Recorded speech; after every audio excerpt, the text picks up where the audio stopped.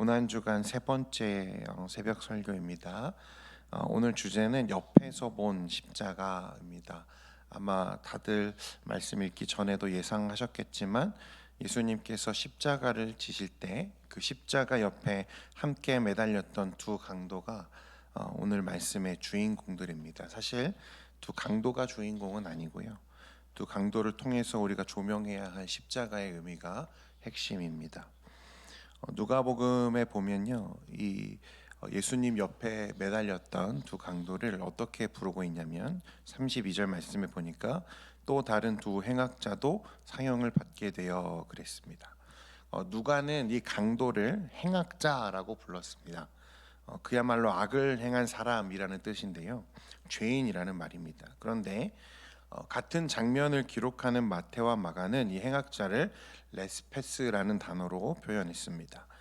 관점의 차이겠지만 여기에는 그렇게 표현한 의도가 있습니다. 레스페스는요, 단순한 범죄자를 의미하는 게 아니고 당시 로마 제국에 저항하는 혁명 분자들을 가리키는 말입니다. 그냥 범죄자가 아니라 정치범이라는 말입니다. 쉽게 말하면 테러리스트나 암살을 행하던 사람들, 그런 사람들을 일컫는 거죠. 그래서 어떤 사람들은 예수님과 함께 십자가에 못 박힌 두 강도를 예수님 대신 빌라도가 풀어주었던 누구죠? 바라바의 동료였을 것이다 라고 생각하는 사람들도 있습니다. 그런 정치범들 사이에 이스라엘의 왕이라는 이 타이틀을 가진 예수님이 함께 서 있는 것은, 예수님이 그 사이에 계시는 것은 다분히 정치적인 의도가 담겨진 배치라고 볼 수 있는 거죠. 그런 관점에서 오늘 말씀을 잠시 살펴보기를 원하는데요, 이 두 강도 중 한 사람은 십자가에 못 박힌 상태에서 무슨 힘이 남았는지, 아마 제가 생각하기로는 그런 생각을 할 겨를이 전혀 없을 것 같은데 힘을 쥐어짜면서 예수님을 비방하고 욕했습니다. 이 사람이 뭐라고 예수님을 욕하고 있냐면 39절에 같이 한번 읽겠습니다. 시작. 달린 행악자 중 하나는 비방하여 이르되 내가 그리스도가 아니냐, 너와 우리를 구원하라 하되. 상당히 점잖게 번역이 되었습니다만 그 내용을 좀 들여다볼 필요가 있습니다. 십자가의 고통, 여러분 십자가는 얼마나 고통스러울까요? 아마 우리가 생각할 수 있는 모든 고통을 다 거기다가 때려 넣어도 우리가 감히 상상하기 어려운 고통일 겁니다. 처절하게 죽어가는 상황이죠. 뼈를 뚫고 못이 박히고 그 박힌 못에 온 몸에 체중을 실어야 하는 그런 고통입니다. 그런 상황에서 그는 무슨 이유인지 예수님을 비방하고 있죠. 그냥 비방한 게 아니라 원어의 의미를 살펴보면 참남하게 예수님을 모욕하고 있습니다. 사실 그는 예수님 때문에 십자가에 못 박히는 게 아니잖아요. 그의 죽음과 예수님은 절대적으로 무관합니다. 그런데 죽어가기도 바쁘고 그런 거 신경 쓸 겨를도 없을 것 같은데 무슨 이유로 이 강도는 왜 악에 받쳐서 예수님을 비방하고 예수님을 참담하게 모욕하고 있는가라는 것이죠. 그는 이런 상황에서도 예수님을 비난하는 걸 보면 보통 성격의 사람은 아닌 것 같아요. 그리고 그가 처한 상황들을 생각해 보면 그렇게까지 해야 했던 이유가 반드시 있을 거다라고 우리가 생각해 볼 수 있습니다. 그의 어떤 정치적인 성향과 그가 살아온 인생을 우리가 되짚어 보면 그가 예수님께 던졌던 이 참남한 모욕의 내용을 좀 더 깊이 이해할 수 있을 것 같아요. 그는 이렇게 말했습니다. 내가 그리스도가 아니냐? 그러면 너와 우리를 구원하라. 바꿔 말하면 무기력하게 십자가에 못 박히는 자가 어떻게 남을 구원할 수 있는가 하는 거죠. 그 우유부단하고 무능하며 연약해 보이는 온정주의로 세상을 구원할 수 있다고 생각했어? 라고 조롱하는 것입니다. 예수님의 모습에 보이는 용서, 사랑, 희생, 순종으로는 이 세상을 바꿀 수 없고 너 한 사람도 구원할 수 없다고 지금 소리치는 거죠. 그러니까 이 강도는 자신이 죽어가는 그 순간에도 오직 칼과 그 칼로 이루어진 피의 혁명만이 세상을 바꿀 수 있다고 생각하는 것을 버리지 못했다는 것입니다. 예수님을 따르던 무리가 당시 얼마나 많았습니까? 그렇죠? 예수님의 영향력은 대단했어요. 그리고 예수님의 이름은 많은 사람들에게 기대감을 불러일으켰습니다. 혹시 이 사람이라면 우리를 로마의 압제로부터, 로마의 통치로부터 우리를 해방시켜 줄 수 있지 않을까라고 하는 기대를 불러일으켰고 실제로 그런 사람들이 많았죠. 허다한 무리가 예수님을 따라다녔습니다. 그 많은 사람들에게 예수님은 왜 진작 칼을 쥐어주지 않았던가? 어째서 그런 영향력과 인기와 기회를 얻었고 기대를 받으면서 그런 기회를 다 놓치고 어째서 이렇게 무능하고 연약하게 죽는가 하는 것입니다. 그의 눈에는 지금 예수님의 십자가가 어떻게 보이는 거죠? 무능하게 보이는 거예요. 무책임하게 보이는 것입니다. 당신이 가진 그 영향력으로 일어나서 저 로마와 맞서 싸웠다면 진작에 우리가 더 나은 세상을 만들 수 있지 않았을까? 그는 그렇게 생각하는 거죠. 여러분, 이렇게 보면 강도의 마음이 조금 이해가 되지 않습니까? 비정한 시대잖아요. 로마 시대는 폭력과 힘의 시대입니다. 강력한 군대와 그 힘으로 폭력으로 평화를 유지하고 만들 수 있다고 믿는 시대가 로마 시대죠. 팍스 로마나라고 하지 않습니까? 유대인들은 이런 힘에 늘 약탈당하고 빼앗기고 짓밟히는 인생들이죠. 자신의 소중한 사람들이 또 자신의 동족이 저 포악한 세상의 군주와 나라에 처절하게 짓밟히는 시대 속에서 그들은 자연스럽게 무엇을 기대합니까? 칼과 피의 혁명만이 자신들을 해방할 수 있고 이 시대와 나라를 변화시킬 수 있다는 거짓된 희망을 품고 있었다는 거예요. 그러나 역사가 증명하는 것처럼 그럼에도 불구하고 세상은 단 한 번도 칼과 피의 혁명으로 진정한 평화를 이룩한 적이 없다는 사실입니다. 예수님 뭐라고 말씀하십니까? 칼로 선자는 무엇으로 망한다? 칼로 망한다 하셨어요. 이건 예수님의 말씀이라서 진리가 아니라 역사가 증명한 진리입니다. 수많은 시대가 이것을 뒷받침하죠. 그렇기 때문에 여러분, 이 행악자가 더 불쌍합니다. 이 사람은 자신의 고통이 극에 달하고 그 말로 할 수 없는 처참한 가운데 죽어가면서도 바로 옆에 누가 있습니까? 진정한 구원자가 옆에 있고 심지어 그 진정한 구원자를 피해갈 수 없도록 함께 못 박혀 있는, 고정되어 있는 상태인데, 그런데 그 자리에서 자신의 구원자, 자신을 구원할 수 있는 유일한 예수님을 저주하고 있는 거예요. 그리고 끝내 그는 돌이키지 못한 것으로 보입니다. 성도 여러분, 우리 주변에는 혹은 우리에게는 이런 모습이 있는지 모르겠어요.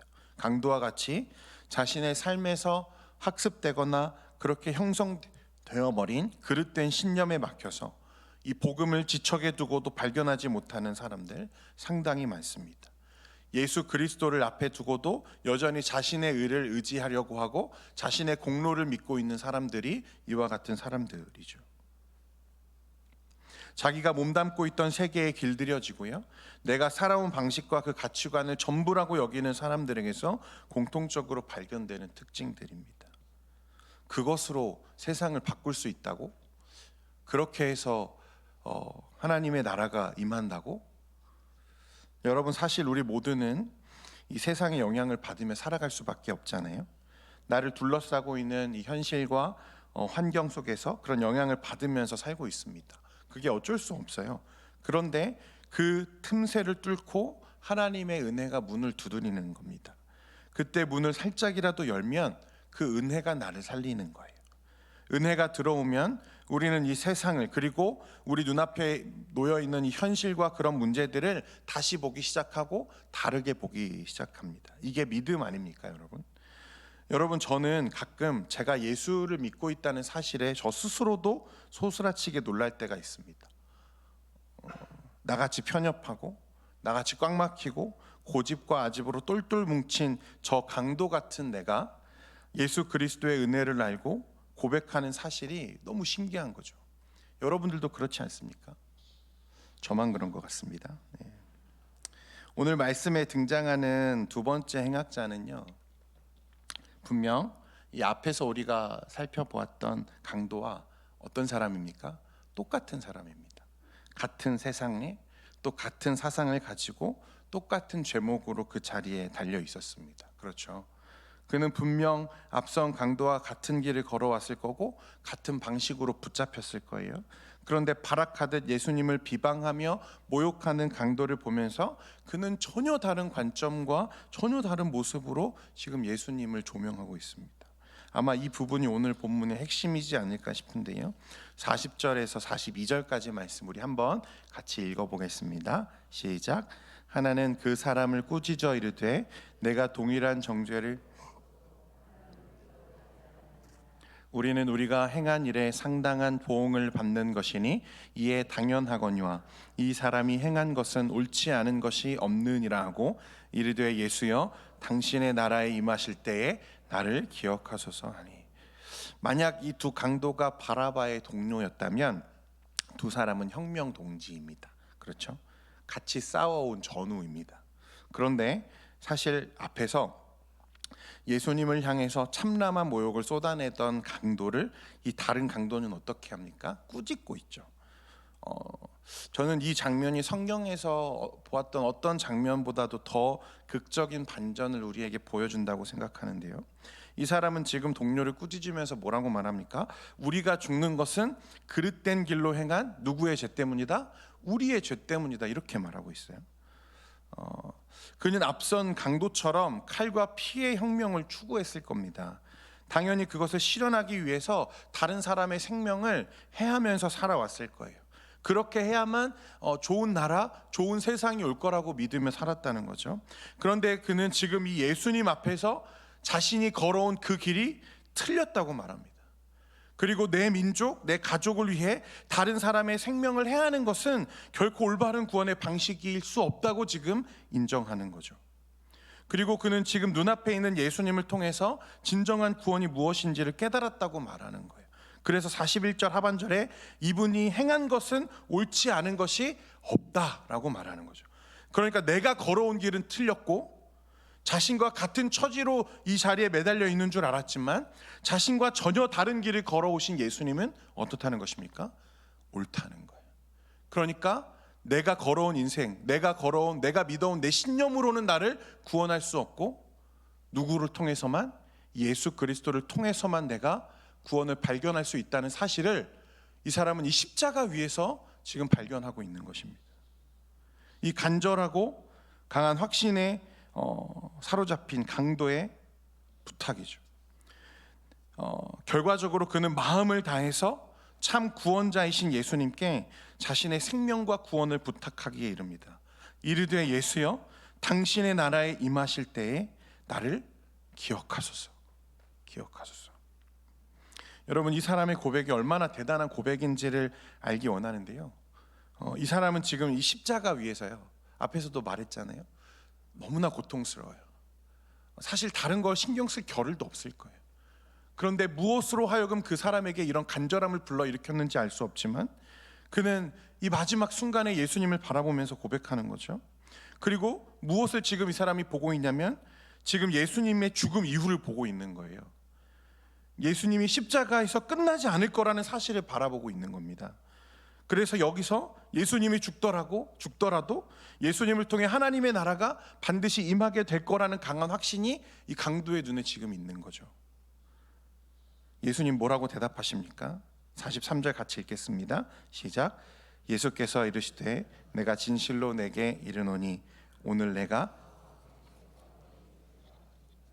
할렐루야.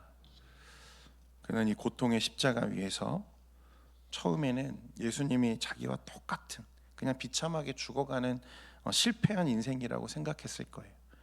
그는 칼과 피로 폭력을 사용해서라도 남을 죽여서라도 내가 원하는 세상을 구현하겠다고 온 삶을 피로 물들였던 자신의 삶과 예수님의 삶이 결코 다르지 않다고 생각했을 겁니다.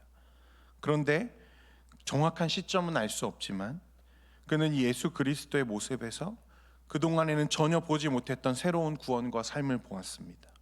그동안 자신의 전 삶과 그 방식과 신념과 모든 것을 내려놓게 만드는 말로 할 수 없는 은혜가 그 십자가 위에 있는 강도를 사로잡았다고 볼 수밖에 없습니다. 그는 그 순간 간절해졌어요. 그래서 마지막 남은 호흡과 힘을 짜내서 예수 그리스도를 변호하고 예수 그리스도를 향해서 자신의 손을 내밀기 시작합니다. 그는 십자가에 달린 예수 그리스도가 누구인지를 비로소 알았기 때문에 그렇습니다. 그리고 예수님은 그의 손을 잡아주시죠. 유명한 신학자 워필드는요, 은혜란 벌을 받아 마땅한 사람에게 값없이 주는 하나님의 호의라고 했습니다.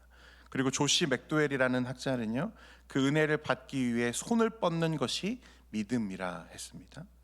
두 번째 강도는요, 생의 마지막 끝에서 한 호흡을 남겨놓은 상황에서 이후에 자신의 구원을 위해 아무것도 보탤 수 없는 이 가난한 사람이 극적으로 예수 그리스도를 발견합니다. 그리고 그 구원의 은혜를 찾기 시작하죠. 그리고 그 은혜에 자신의 생명과 구원을 의지하기 시작합니다. 여러분, 이것이 오늘 옆에서 바라보는 십자가가 우리에게 주는 메시지입니다. 오직 은혜라는 거예요. 아무것도 보탤 수 있는 게 없었어요.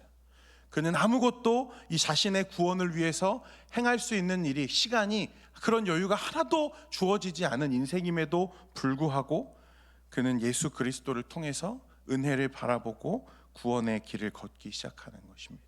그리고 그에게 무엇이 있습니까? 믿음이 있죠. 이 길이 내가 살 길이구나.